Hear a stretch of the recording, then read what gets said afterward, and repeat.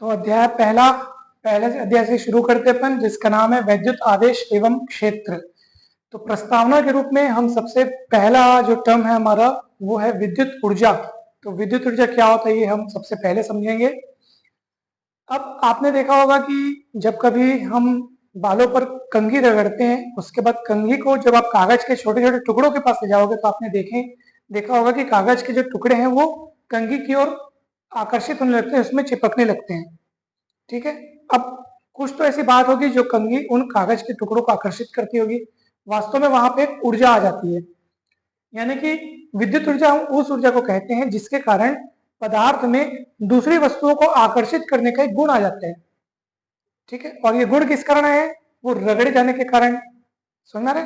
उसके कारण एक गुण आ जाता है जिसके कारण वो पदार्थ दूसरी छोटी छोटी हल्की हल्की वस्तुओं को अपनी ओर क्या करता है? आकर्षित करता है। तो आप अपनी किताब में देखेंगे पहले पेज में वहां पे इसकी डेफिनेशन लिखी है कि विद्युत ऊर्जा क्या है? उस ऊर्जा को जिसके कारण किसी पदार्थ में हल्की वस्तुओं को आकर्षित करने का गुण उत्पन्न हो जाता है, उसको क्या बोलते हैं? विद्युत या विद्युत ऊर्जा। और चूंकि ये गुण उनमें किस लिए आया है? घर्षण करने के कारण है। कंघी को आपने बालों में घर्षण किया, ठीक है, उसके कारण ये ऊर्जा उत्पन्न हुई है। तो इसलिए इस ऊर्जा को अपन घर्षण विद्युत भी कहते हैं। क्या कहते हैं? क्योंकि वो घर्षण करने के कारण ये ऊर्जा उत्पन्न हुई है। ठीक है। अब सुनिए, अब घर्षण के करने के कारण ये ऊर्जा उत्पन्न हुई है, तो उस पदार्थ में दूसरी हल्की वस्तुओं को आकर्षित करने का गुण आ गया है। इसलिए उस पदार्थ को हम लोग बोलेंगे कि वो पदार्थ विद्युन्मय हो गया है। क्या हो गया? विद्युन्मय, क्योंकि उसमें गुण आ गया है, विद्युत ऊर्जा आ गई उसके पास, तभी तो वो दूसरे पदार्थ की यानी दूसरे छोटी छोटी वस्तुओं को अपनी ओर क्या कर पा रहा है? आकर्षित कर पा रहा है। तो हम कहेंगे कि वो पदार्थ क्या हो गया? आवेशित हो गया है। क्या हो गया? आवेशित हो गया है या विद्युन्मय हो गया है। विद्युत रूप से वो एक्टिव हो गया है। अगर एक्टिव नहीं होता तो वो दूसरी छोटी छोटी वस्तुओं को अपनी ओर आकर्षित नहीं कर पाता, कर पा रहा है, इसलिए वो अभी आवेशित हो चुका है। ठीक है। तो विद्युत आवेश एक भौतिक राशि है। तो हम कब कहेंगे कि किसी पदार्थ पर आवेश आ गया है? कब कब बोलोगे? अभी जैसे मान लो कंघी है, अभी कंघी को मैं कागज के छोटे छोटे टुकड़ों के पास ले आऊंगा तो आकर्षित करेगा क्या? नहीं करेगा। लेकिन अगर उसको मैं बालों से थोड़ा सा रगड़ूंगा तब जरूर ये आवेशित हो जाएगा, विद्युन्मय हो जाएगा, इसमें ऊर्जा आ जाएगी, विद्युत ऊर्जा आ जाएगी। कौन सी विद्युत ऊर्जा? घर्षण विद्युत। और उसी के चलते वो कागज के छोटे छोटे टुकड़ों को अपनी ओर क्या करेगा? आकर्षित करेगा। ठीक है। तो हम बोलेंगे कि भैया वो घसने से क्या हुआ? तो जरूर इसमें आवेश आ गया। क्या आ गया? आवेश आ गया। तो आवेश आने के कारण ही इसमें वो गुण आ गया कि वो कागज के टुकड़ों को अपनी ओर आकर्षित कर पा रहे हैं। समझ में आया? तो उसको अपन विद्युत आवेश बोलते हैं। तो विद्युत आवेश एक ऐसी भौतिक राशि है कि जिसको जब पदार्थ को अगर वो मिल जाए, वो भौतिक राशि कौन सी वाली? आवेश, वैद्युत आवेश, तो उस पदार्थ में दूसरी हल्की वस्तुओं को आकर्षित करने का गुण आ जाता है। अब प्रश्न उठता है कि आवेश कैसे आता है? आवेश कितने प्रकार के होते हैं? धन आवेश क्या है? ऋण आवेश क्या है? तो इसके लिए हम एक प्रयोग करेंगे। तो क्या आप समझना चाहेंगे वो प्रयोग? ठीक है, सुनिए ध्यान से। मान लीजिए मेरे पास एक कांच की छड़ है और कांच की छड़ को रेशम के कपड़े से रगड़ करके मैंने यहाँ पे लटका दिया। ये कांच की छड़ है। ठीक है। किसके कपड़े से रगड़ा हमने इसको? रेशम के कपड़े से रगड़ा, और रेशम के कपड़े से रगड़ के मैंने कांच की छड़ को यहां लटका दिया। ये कांच की छड़ है। Is it clear? अब सुनिए, मैंने एक दूसरी कांच की छड़ ली। ये एक कांच की छड़, इसको मैं किससे रगड़ा हूं? रेशम के कपड़े से रगड़ के मैंने लटका दिया। मैंने एक दूसरी कांच की छड़ ली और उसको भी रेशम के कपड़े से मैंने रगड़ा और फिर इस छड़ के पास ले गया। तो जैसे इस छड़ के मैंने पास ले गया, मैंने देखा कि जैसे ये छड़ लटकी हुई है और मैं ऐसे दूसरी छड़ ले जा रहा हूँ पास में। ठीक है, ये लटका हुआ है और मैं ऐसे दूसरा ले जा रहा हूँ, तो जैसे पास ले जा रहा हूँ ना तो ये ऐसे दूर भाग रहा है। दूर भाग रहा है मतलब प्रतिकर्षित हो रहा है। क्या हो रहा है? प्रतिकर्षित हो रहा है। ठीक है, ये एक्सपेरिमेंट का एक पार्ट हुआ। समझ में आया कि नहीं? बताओ इसमें हमने क्या क्या किया? पहले कांच की छड़ लिया, उसको रेशम के कपड़े से रगड़ा, लटका दिया। फिर क्या किया? दूसरी कांच की छड़ लिया, उसको भी रेशम के कपड़े से रगड़ा और उसके पास ले गया, तो पहली वाली छड़ इससे दूर भागने लग गई। समझ में आया कि नहीं? चलिए, ये पूरा एक्सपेरिमेंट आप समझते जाइए ताकि आपको फिर बाद में समझ में आएगा कि आखिर हो क्या रहा है। ठीक है। अब इसी एक्सपेरिमेंट का अगला हिस्सा क्या है, सुनो। अब मैं एक एबोनाइट की छड़ लिया, एबोनाइट एक पदार्थ होता है, एबोनाइट की छड़ लिया और उसको मैंने ऊनी कपड़े से रगड़ा। किससे रगड़ा? और वैसे ही उसको भी मैंने लटका दिया। ये एबोनाइट की छड़ है। किसकी छड़ है? और मैंने एबोनाइट की एक और दूसरी छड़ लिया, उसको भी मैंने ऊनी कपड़े से रगड़ा और फिर उसको भी इसके पास ले गया, तो ये भी दूर भागने लग गया। ठीक है, ये भी क्या होने लग गया? इसमें छड़ कौन सी है? एबोनाइट की छड़। और रगड़ा किससे हूं मैं? ऊनी कपड़े से। वो कौन सी छड़ थी? और उसको किससे रगड़ा था? रेशम। ठीक है, कांच की छड़ में कांच की छड़ ले गया तो प्रतिकर्षित हुई, एबोनाइट की छड़ में एबोनाइट की छड़ वही रगड़ के ले गया, तो ये भी दूर हुई। अब एक्सपेरिमेंट का तीसरा हिस्सा बताओ क्या है, ध्यान से सुनो। अब आपको क्या करना है? अभी कांच कांच, एबोनाइट एबोनाइट, अब इसमें आपको पहले लेना है कांच की छड़, उसको रेशम के कपड़े से मैंने रगड़ के लटका दिया, और अब एक दूसरी छड़ ले रहा हूं मैं एबोनाइट की। किसकी? और उसको ऊनी कपड़े से रगड़ करके जब इसके पास ले गया, तो अब ये दूर भागने के बजाय उससे चिपक गया। तो समझ में आ रहा है क्या हो रहा है? जब कांच की छड़ को रेशम के कपड़े से रगड़ करके दूसरी कांच की छड़ को रेशम के कपड़े से रगड़ के जब पास ले गया, दूर भागा। एबोनाइट की छड़ को ऊनी कपड़े से रगड़ करके लटकाया और दूसरी एबोनाइट की छड़ को ऊनी कपड़े से रगड़ करके पास ले गया, तब भी दूर भागा। ठीक है, सेम सेम दूर भाग रहा है। अब ये असेम वाला है, सेम मतलब अलग अलग, एक कांच एक एबोनाइट। अब कांच की छड़ को रेशम के कपड़े से रगड़ कर मैंने लटकाया और दूसरी कौन सी छड़ थी? एबोनाइट, उसको ऊनी कपड़े से रगड़ के जब पास ले गया, अब दूर नहीं भाग रही है वो छड़, अब पास आ रही है और चिपक रही है। मतलब कुछ तो दिमाग में आपके चल रहा है। क्या चल रहा है बताइए? ऐसा क्यों हुआ और ऐसा होने पर निष्कर्ष क्या निकला? तो जरूर आप लोग इस बात को ध्यान रखिए कि कांच की छड़ ने कांच की छड़ को क्या किया? प्रतिकर्षित किया। प्रतिकर्षित क्या मतलब? दूर भाग रहे तुम लोग। मतलब कांच की छड़ में कुछ अलग टाइप का आवेश है, तभी कांच कांच दूर भाग रहा था और एबोनाइट एबोनाइट भी दूर भाग रहा था। लेकिन कांच और एबोनाइट मतलब कांच की छड़ में एक अलग प्रकार का आवेश है और एबोनाइट की छड़ में अलग प्रकार का आवेश है, तभी तो दोनों को जब पास लाया जाता है तो दूर भागने के बजाय पास आते हैं। जब एक कांच की छड़ का सामना एक एबोनाइट की छड़ से होता है तो दोनों दूर नहीं भाग रहे बल्कि पास आ रहे हैं, और वही कांच कांच का सामना होता है या एबोनाइट एबोनाइट का सामना होता है तो दोनों दूर भागते हैं। समझ में आ रहा है? मतलब कांच कांच में एक जैसा आवेश है तभी वो दूर भाग रहा है, प्रतिकर्षित हो रहा है, लेकिन कांच की छड़ और एबोनाइट की छड़ में अलग अलग आवेश है तभी वो क्या कर रहा है? आकर्षित कर रहा है। तो बेंजामिन फ्रैंकलिन एक महान साइंटिस्ट हुए, उन्होंने कांच की छड़ वाले आवेश को कहा धनावेश और एबोनाइट की छड़ वाले आवेश को क्या कहा? ऋणावेश। अब बोलोगे सर धनावेश कैसे आया? तो ध्यान से सुनिएगा, ध्यान से सुनना। जब कांच की छड़ को किससे रगड़ा गया था बेटा? तो कांच की छड़ से इलेक्ट्रॉन निकल करके रेशम के कपड़े में गए थे। कहां से? कांच की छड़ से इलेक्ट्रॉन निकल करके कहां गए थे? और इलेक्ट्रॉन निकलते हैं तो सदैव ध्यान रखना उसमें धनावेश आता है। ठीक है, फिर मैंने दूसरी कांच की छड़ लिया था, उसको भी किससे रगड़ा था मैं? रेशम के कपड़े, तब उसमें से भी इलेक्ट्रॉन निकले थे, तो उसमें भी कौन सा आवेश आ गया? धनावेश। अब इस छड़ में भी धनावेश, इस छड़ में भी धनावेश, एक लटकाई गई है दूसरी पास ले जा रहे हैं, क्या होगा? प्रतिकर्षण होगा। एबोनाइट को मैं किससे रगड़ा था? ऊनी कपड़े से, तब यहाँ उल्टा हुआ था पता है? कांच की छड़ में क्या हुआ था? कांच की छड़ से इलेक्ट्रॉन निकल के उस रेशम के कपड़े में गए थे, लेकिन यहाँ उल्टा हुआ था। इसको जब अपन ऊनी कपड़े से रगड़े थे ना, तो इसमें से इलेक्ट्रॉन निकल के कपड़े में नहीं गए थे, बल्कि ऊनी कपड़े से इलेक्ट्रॉन निकल करके इस छड़ में आए थे, और इसी कारण इसमें कौन सा आवेश आ गया था? ऋणावेश। फिर दूसरे एबोनाइट की छड़ उठाया, उसको भी रगड़ा, तो उसमें भी कौन सा आवेश आ गया? ऋणावेश। और ऋण ऋण फिर से प्रतिकर्षित हुआ। लेकिन यहाँ क्या हुआ था? कांच की छड़ में धनावेश और एबोनाइट की छड़ में ऋणावेश होने के कारण वो एक दूसरे को प्रतिकर्षित नहीं बल्कि आकर्षित किए। तो इसलिए आवेश कितने प्रकार के होते हैं आप समझ गए? दो प्रकार के, धनावेश और ऋणावेश। किसी पदार्थ पर धनावेश कब आता है? जब उसमें से इलेक्ट्रॉन निकल जाते हैं। कोई पदार्थ जब इलेक्ट्रॉन खो देता है तो समझ लीजिए उसमें धनावेश आ जाता है। और किसी पदार्थ में ऋणावेश कब आता है? जब वो बाहर से किसी दूसरे पदार्थ से इलेक्ट्रॉन ग्रहण करता है। ठीक है, जब वो इलेक्ट्रॉन ग्रहण करता है तो ऋणावेश आता है, और वो जब इलेक्ट्रॉन त्यागता है तो उस पर कौन सा आवेश आता है? धनावेश आता है। समझ में आया कि नहीं बताओ? अच्छे समझ में आए? और पक्का? कहीं कोई डाउट है क्या? नहीं, ठीक है। आप सुनो। हम्म अब मैं आपको बता रहा हूं आवेश उत्पत्ति का इलेक्ट्रॉनिक सिद्धांत। ठीक है, आवेश उत्पत्ति का इलेक्ट्रॉनिक सिद्धांत। ये एक्सपेरिमेंट समझ में आया अच्छे से? ऐसे ही आया ना?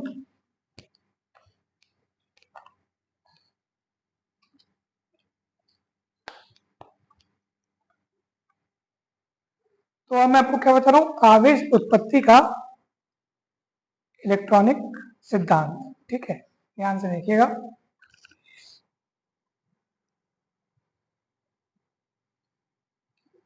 हम्म, देखो ध्यान से समझना बहुत इंपॉर्टेंट है। अगर पूरा ध्यान यहाँ रहेगा और आप अच्छे से समझोगे ना तो कभी भूलोगे नहीं। ठीक है, देखो आवेश उत्पत्ति का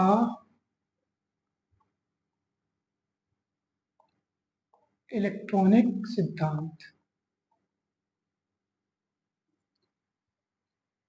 बहुत बेसिक से शुरू करते हैं, आपको पूरी बात समझ में आ जाएगी। ध्यान से समझो।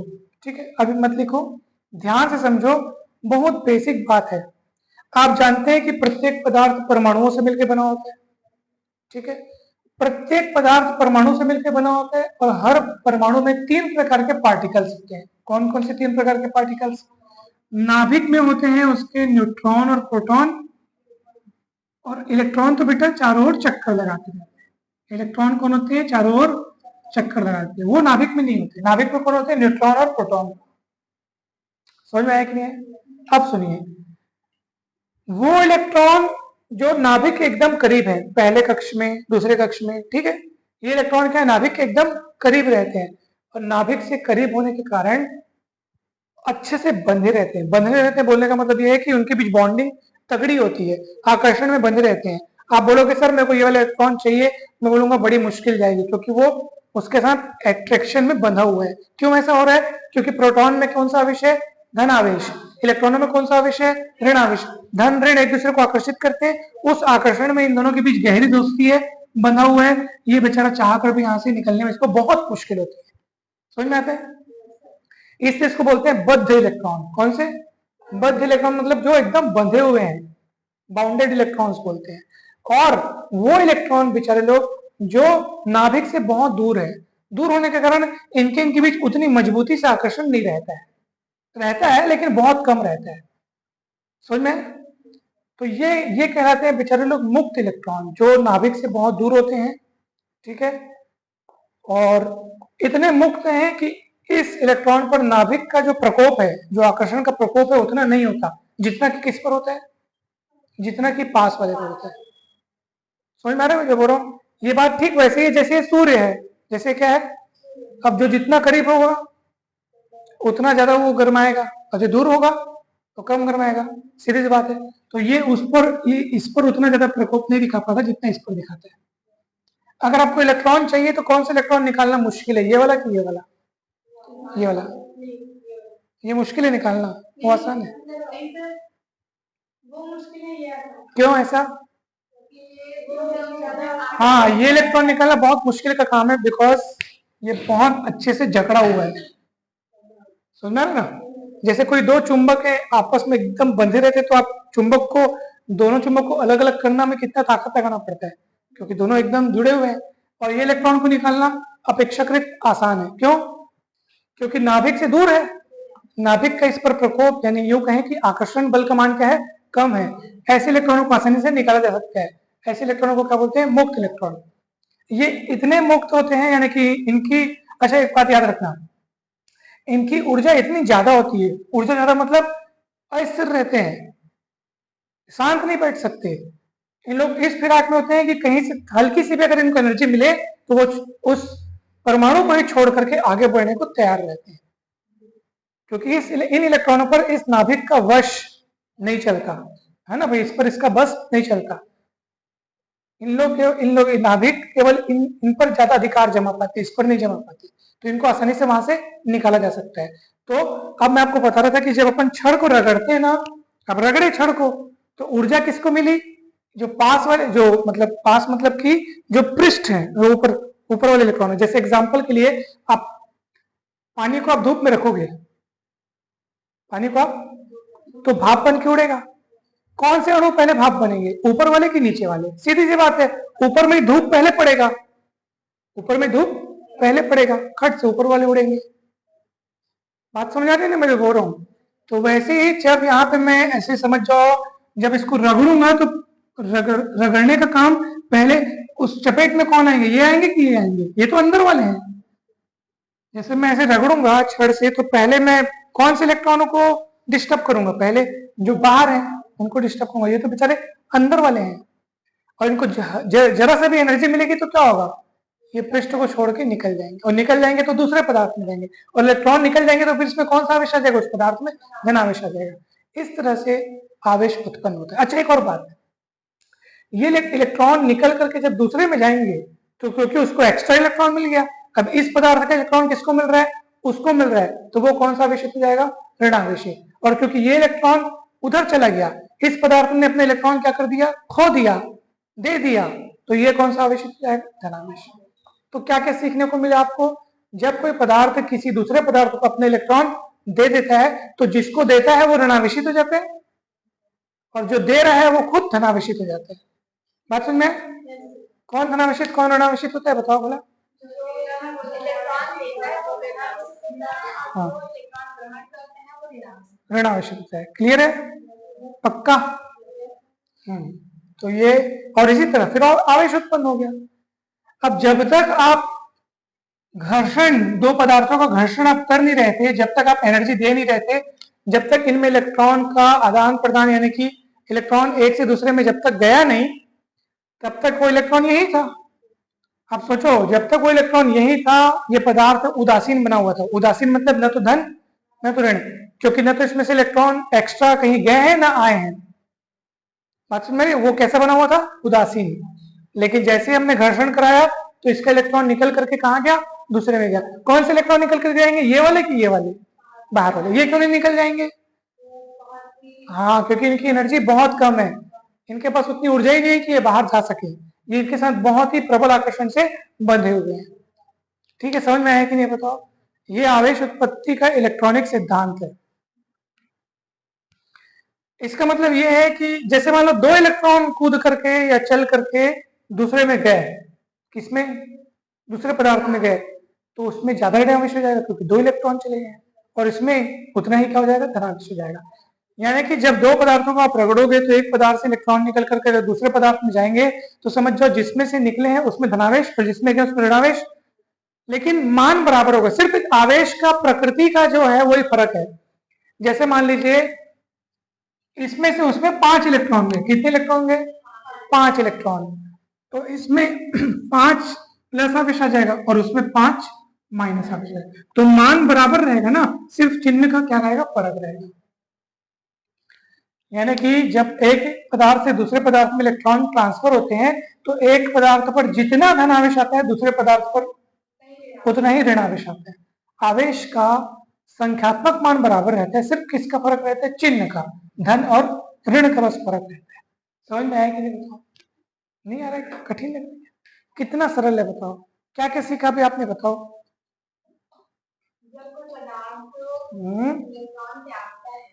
त्यागता है तो उसमें धनावेश आता है, ऋणावेश आता है। ठीक है, और जो फ्री इलेक्ट्रॉन्स हैं वही इलेक्ट्रॉन निकलते हैं। ठीक है, क्लियर है ना? अब देखो, आपका अगला जो पॉइंट है, अगला जो टॉपिक है वो है चालक तथा विद्युत रोधी। क्या है, चालक तथा विद्युत रोधी।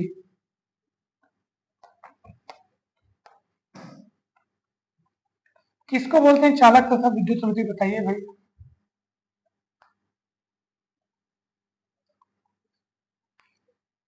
ये तो बचपन में अपन पढ़ते आए हैं भाई,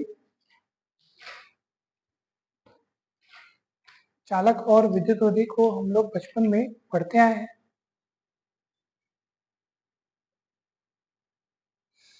अच्छा, यहाँ पे गजब का चीज लिखा हुआ है, वायुयान के जो चक्के, वायुयान मतलब हवाई जहाज, उसके जो चक्के रहते हैं वो कुछ चालक पदार्थ के बनाए जाते हैं। ऐसा क्यों, क्यों बताऊं? इतना भारी हवाई जहाज जब वो चलता है जमीन पे, ठीक है, तो जमीन और टायरों के बीच बड़ा भारी घर्षण होता है, और घर्षण के कारण विद्युत उत्पन्न उत्पन्न होती है, गर्माहट उत्पन्न होती है, ठीक है। तो उसको सेफ रखने के लिए उन जो टायर्स है उनको चालक का बनाया जाता है, ताकि आवेश अगर उत्पन्न हो तो वहां से वो टायर के माध्यम से वो आवेश होता हुआ जमीन में चला जाए, ताकि उसमें कोई आवेश न रहे और वो सुरक्षित रहे। नहीं तो आवेश के कारण घर्षण उत्पन्न होता है, घर्षण के कारण आग भी उत्पन्न हो सकती है। पत्थरों को घस के तो आग निकालते थे क्या सबसे पहले? आदि मानव ने आग की खोज कैसे उत्पन्न की, आपको पता है ना? पत्थरों को घस करके उन्होंने देखा चिंगारी उत्पन्न हो रही है। तो घर्षण में भी ऊर्जा है भाई, समझ में आ रहा है? तो ये आपने सीखा। अब देखो चालक और विद्युत रोधी कौन कौन से पदार्थ होते हैं? चालक और विद्युत रोधी,